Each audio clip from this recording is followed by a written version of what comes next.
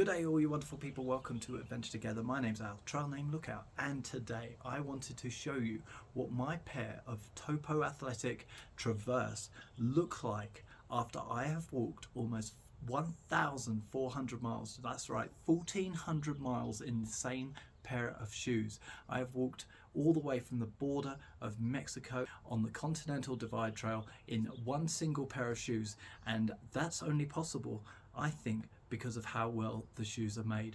But it is well and truly time to change them out, so I've got a brand new pair and I'm going to show you what the old pair look like.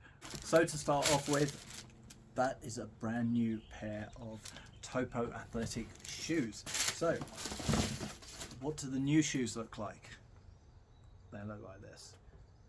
So what we've got across the front here is a protected front foot here with the vinyl going around it. We've got a reinforced Vibram sole, which is very, very hard wearing. On the top we've got the mesh top here for easy water drainage and ventilation. We've got a 5mm drop from the back to the front here, so it's not a zero drop shoe. If you want a zero drop from Topo, the Pursuits are the way to go. Inside the shoe they've got the FKT insole. They've also got a 4-foot rock plate in here. Very, very cool. I have been over lava fields and lots of rocky terrain and I've not felt anything through the shoe. I've not felt any discomfort whatsoever. But that is what the new shoe looks like. I'm going to have a full sort of review of it later on. But now let's move on to what the shoes look like in comparison after 1,300 miles. So we start with the bottom of the shoe and the difference in what the grip and the tread looks like. You can see there that the studs on this are still there. They haven't completely worn off, but we're starting to see a little bit of delamination here, but that's to be expected, man. This has been over sand, through snow, through rivers, on asphalt roads, you name it, this shoe has seen it. So I am actually impressed that there is still any sole left on this at all. I'm really surprised, to be honest, how well the sole has held up. On the front here, this tab is only just starting to come away. In the last couple of days, it was completely sealed to the shoe. I know that I have had other shoes that have completely lost this after just 100 miles and it started to flap around. So this is fantastic, the fact that the shoe is still together in one piece. Next, if we're looking at the upper, around the front, this is still good. Around the sides, it's starting to show signs of abrasion where it's hit rocks. Around the back, it's still in one piece. Unfortunately, the little tag here, I'll show you that on the other shoe, this loop here to hold onto when you put the shoe on, that has snapped away, but I think that's because it was wet through going through the San Juans. On the inside of the shoe, this is the left shoe. The right shoe I'll show you in a moment. We've got holes here that started off as a couple of little holes and then they developed into one big hole.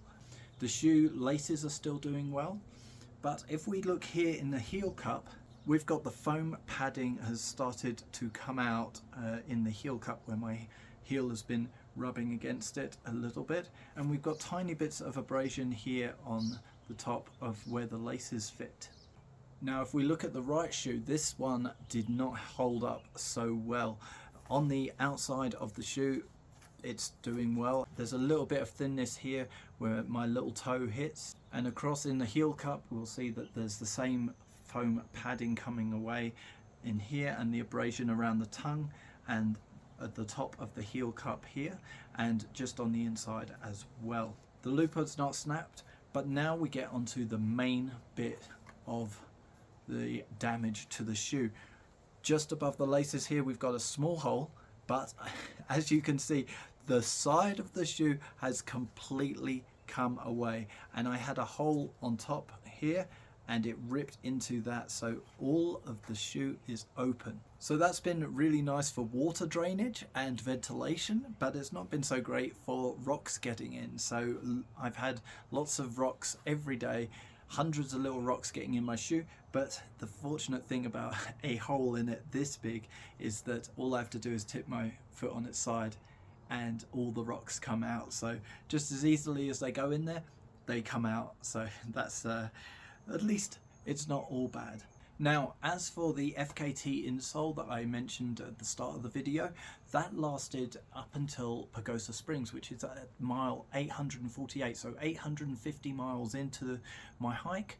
That's when the sole started to wear through. It was a little bit thin, so I replaced it with some aftermarket insoles. So these have been in my shoe for the last about 550 miles, so that's been what I replaced that with to keep the life of the shoe going. You'll see the shoe is starting to lean in a little bit into the interior, and that's probably to do with my posture or the way that I plant my feet, or maybe that the terrain is slightly slanted and I've been walking on the inside of the shoe like that.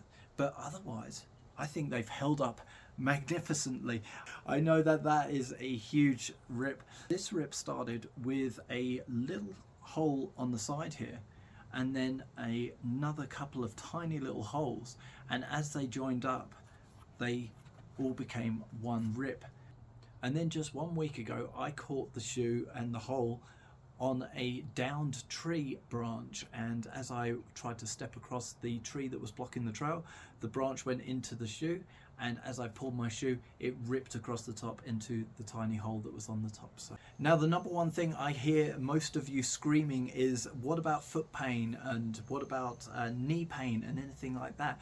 And I would have changed the shoes out much earlier if I had any of that. I had 1 day of foot pain about 3 days ago, and I felt, okay, I'm really glad that I've got new shoes on the way, because these ones are more than overdue a replacement.